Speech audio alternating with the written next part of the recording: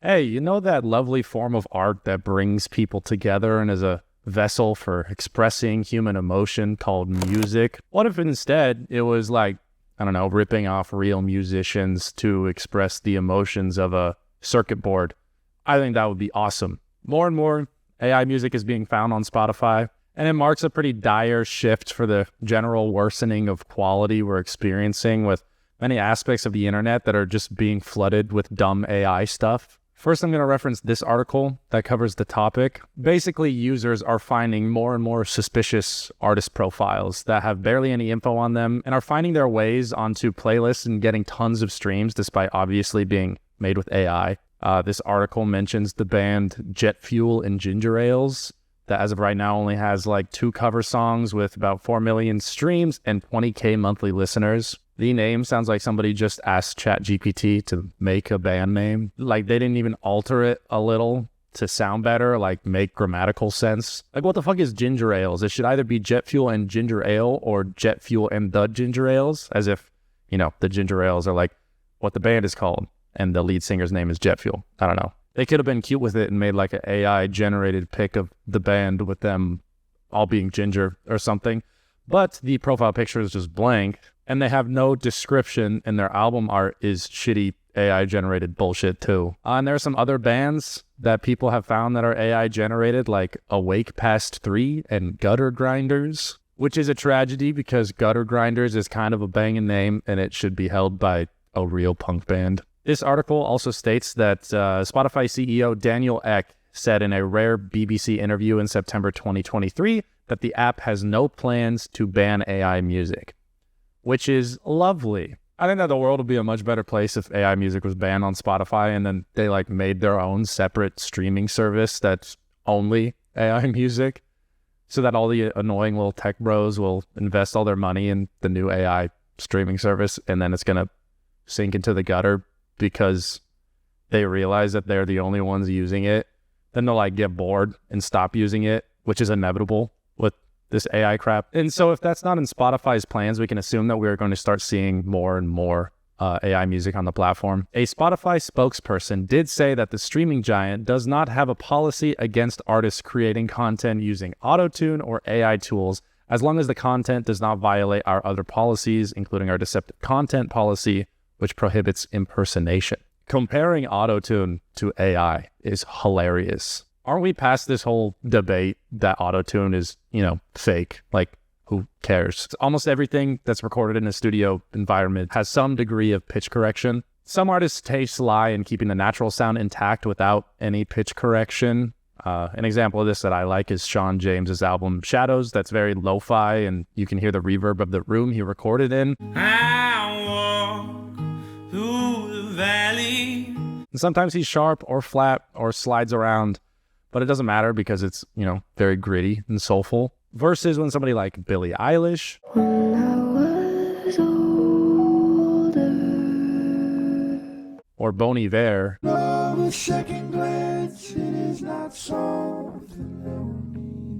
uses autotune to create this interesting, eerie sound that I also think is fucking awesome. It's a tool. It's about taste and expression. Nobody gives a fuck anymore about people who say like, oh, autotune's not real music because, yeah, who cares? And autotune is not in any vein comparable in the sense of music fraud to AI music, which is literally fake music generated off of other real musicians' music. The article then goes on to talk about what music fraud used to look like before AI music, because it's not exactly a new thing. A Stockholm-based musician named Johan Dröd has apparently racked up billions of streams by uploading music under hundreds of different pseudonyms. I found this article from The Guardian that explains it further in depth. Dröd has created more than 2,700 songs on the platform under names including Maya Ostrom, Minnie Knudsen, and other names of various nationalities, it seems. Now, this style of music fraud is something that's very worrying when paired with a new wave of AI music. Even by international standards, the newspaper said, the success of Dröd's multitude of identities puts him among Spotify's top 100 most streamed artists, above Michael Jackson, Metallica, and Mariah Carey. He published music under 650 different artist names and racked up 15 billion streams, which I'm sure made him quite a bit of money. I'm assuming he maybe just copied and pasted some of the same tracks under different artists. I'm not exactly sure how he was able to make 2,700 different tracks, and the article doesn't really get into it. Maybe he would just record like 3 or 4 improvised piano pieces or something a day and spread them out to a bunch of different artists to get on playlists. But regardless, it was a giant quantity of music. And it seems like he mostly got these on piano study playlists, things that people just listen to in the background. At least, though, it seems like Johan Röd is a real composer and has composed these tracks and was able to just game the system a little bit. Now, when we see these faceless AI artists and they have millions of streams despite not being real, they're either placed on playlists automatically or botted in some way. But hold on. We need to contextualize this a little, so bear with me for a second. This plays into the larger role of technological innovation replacing jobs in our current organization of the economy. Some people say that we should not embrace technological innovation because it will replace jobs. I have much respect for Harold Daggett and his work with the Longshoremen's Union, ILA. But one thing I disagree with is that he thinks we shouldn't embrace technology that replaces human labor. Someone has to get into Congress and say, whoa, time out. This world is going too fast for us. Machines got to stop. Yes, we're getting smart kids out of MIT and all these places. Yeah, they're all brilliant. But what good is it if you're going to put people out of work? Who's going to support their families? Machines? Machines don't have families. Others say that technological innovation is unavoidable and companies will become much more efficient without the need to pay all these pesky employees for work that a robot can do. The solution is not with either of these mindsets, and this is a false binary that seems like the only option in the way that our economy is currently organized under capitalism. Innovation is unavoidable. You know, who's to say that we're at the pinnacle of technological development? Like, okay, we're good. You know, let's stop. When we make technological innovations, there is less labor that needs to be done to achieve the same output, right? Let's say a boss owns a farm and he needs 20 workers to work the farm. And they produce one, farm load of corn a year, I guess. They work 40 hours a week and they're ideally paid enough to live a comfortable life. But in contrast, the boss is much, much richer and lives more comfortably than the workers, despite not actually working the field, right? Like that's kind of how it would work. Because he is paying his workers as low as possible until the law will step in and force him to pay them more, right? While he keeps all the excess profits for himself. And the workers have no say, right? Because he's the boss. Now let's say a fully automated tractor comes along and the boss has enough money to buy it. This tractor can replace 10 workers, so the boss fires them. He now has 10 workers working 40 hours a week alongside the tractor. The 10 workers that he fired are now out of a job and face losing their homes, their security, while the boss gets to keep their salaries that he would be paying them otherwise. They produce the same amount of corn. The boss has all these excess profits. The output of the farm is the same, yet 10 people are now faced with losing their livelihoods for the boss's right to have a whole lot more than he needs or a whole lot more than he just had before that tractor was invented. The better solution for a better society overall would be to pay all 20 workers the same while they each only have to work 20 hours a week. The output is the same. They get paid the same. Yet they have twice the time to spend with their families, with their friends, living their lives and being human beings more comfortably. And that big old boss up there is still richer than all of them. It's not some big atrocity that, oh no, now his workers don't have as shitty of a life as they used to. This is, of course, a huge oversimplification, but it represents the greater trend. The more technology can replace labor under our capitalist organization of the economy, bosses and CEOs in big companies will continue to replace the working class with machines or AI that they have the money and the capital to own.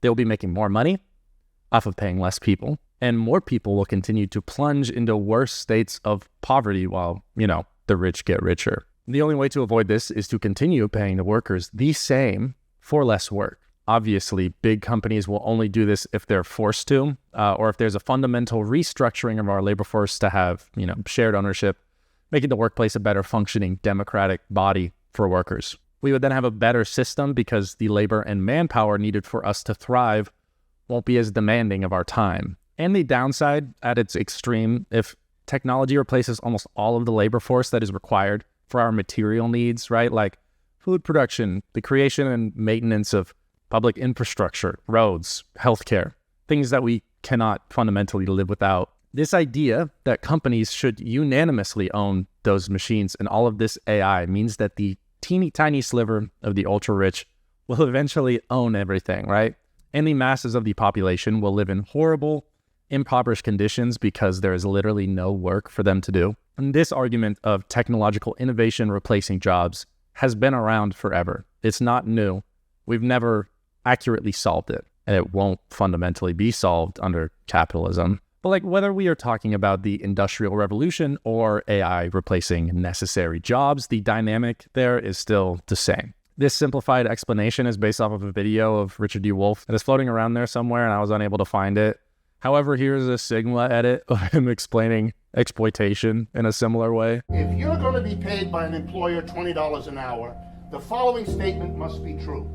During that hour, your labor produces more for the employer that he sells at the end of the day than $20. If paying you $20, you went to work and you did an output that gave another $20 for him to sell, then he's got nothing out of this. He's made $20 by selling what your labor helped to produce, but he's got to give it to you. There has to be in it, here we go, something for him. You have to produce more in every hour than you get paid. Otherwise, this system doesn't work. Those of you who think that in a capitalist system, you're never going to work for anybody who doesn't pay you what you're worth, you don't understand the system you're in.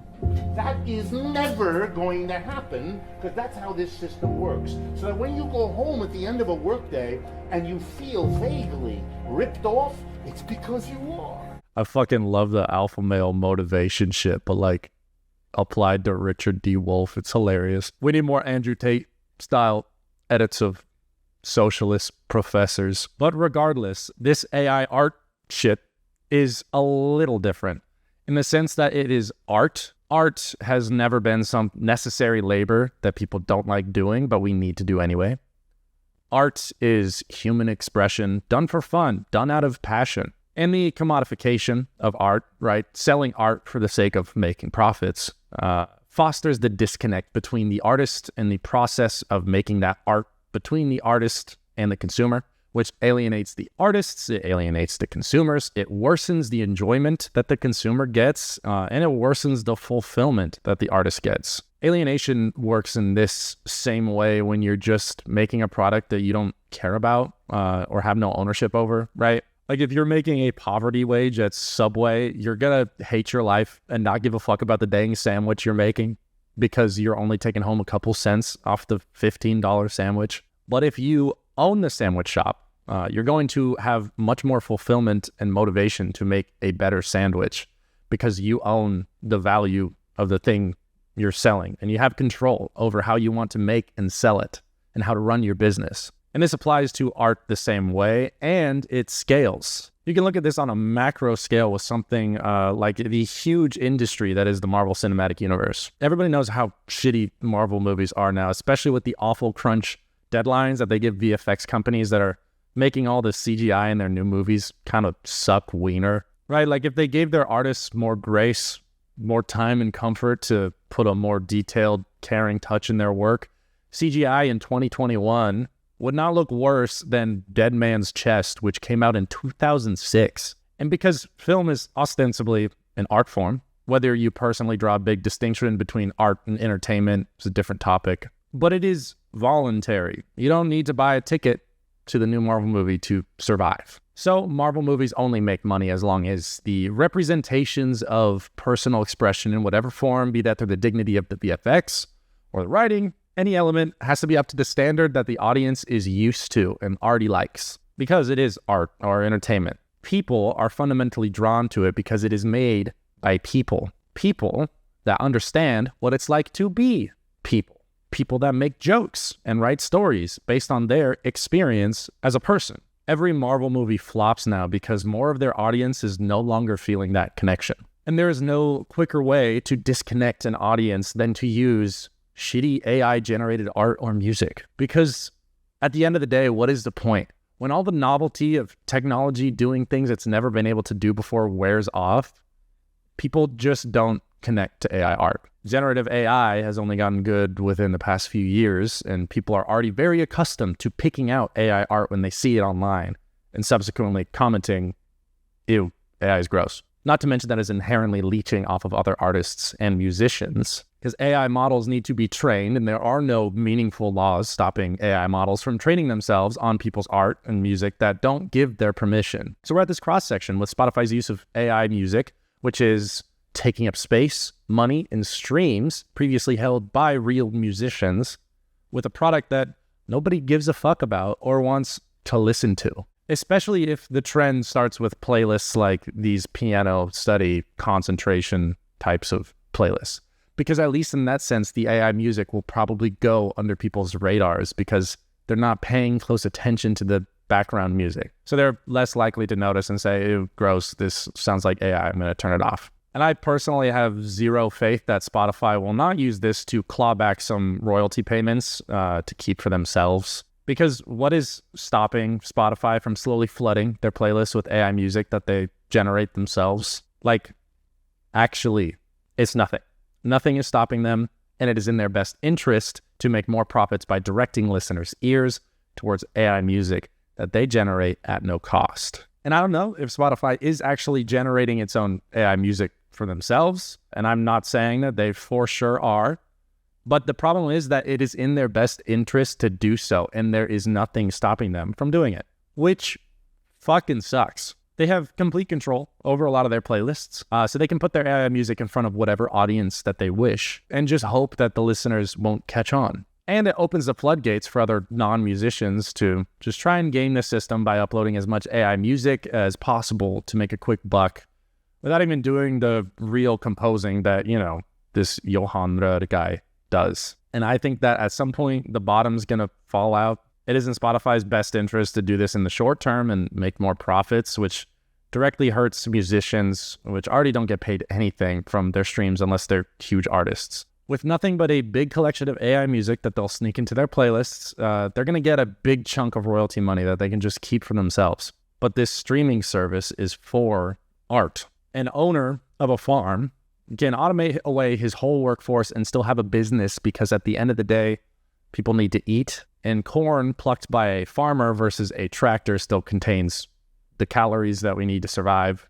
Probably tastes the same. The same guarantee of necessity is not true for music. Real people are going to become disenchanted at a certain point. Just like with Marvel movies flopping now, how long until people just stop using Spotify's playlist because they don't want to listen to AI garbage, right? Like, how long until people stop listening to their radio algorithms because they aren't getting recommended real artists anymore? What happens when people only use Spotify to listen to their small library of saved music from bands that they already like? And it just isn't appealing to use the app to find new music. There's a funny theory called the dead internet theory that very broadly speculates that there's going to be a point where the internet is so full of AI bots and AI generated content where enough of the traffic is just AI interacting with AI, and people are going to naturally not want to use it anymore. Who knows if it ever actually reaches that like dead zone point, you know, I don't know.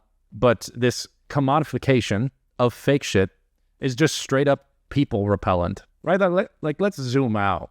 We have labor that needs to be done to make sure we survive, as stated. Infrastructure, healthcare, food production. Because we have, in our history, automated enough of the necessary labor, we have more free time as humanity. Free time to do what we want, which is to make art, make music, make movies. And those things can be careers and businesses because people connect with it and want to pay their disposable income to enjoy it. But the business aspect bastardizes the art and squeezes every ounce of profit out of it at the direct expense of severing this connection. So in the case of art being replaced by AI, it ends up serving no purpose because nobody is going to want to listen to AI music. Nobody is going to want to hang galleries of AI art. These are schemes and scams meant to make a quick buck at the expense of artists trying to make a living off of their art. In the broader context, companies like Ticketmaster are also able to just squeeze their consumers and performers so that they make all the money that there is in the live music industry that wouldn't actually be possible without the bands and performers, obviously. And when this happens in tandem with the working class just getting phased out of their jobs and paid less and less, normal people will just have less money to spend on the bands and artists that they like. They can't buy their merch, they can't go to their shows, they can't buy their records. So it's on us to do what we can to really try to engage with our community, right? Because that's the only thing we really can do at the end of the day. Whether that is supporting your local bands in your area, local music scenes can be very fun because you can actually meet the musicians and become friends with them and support each other, or just join any sort of community building organization in your area. Organizing is very important to try and protect the things that we have that we don't want to lose. But yeah, fuck this AI bullshit. And hopefully this video helps spread a little class consciousness. Because at the end of the day, you shouldn't be turned against your neighbor in these, dire times. Your enemies are the rich CEO motherfuckers making everything worse. Also, now that you've watched the whole video, you are now subject to my shameless plug. This is a new song called Santa Monica Boulevard. Look at me go. I've successfully cloned myself, and it's great. Give that a listen. But yeah, thank you for watching. Okay, bye.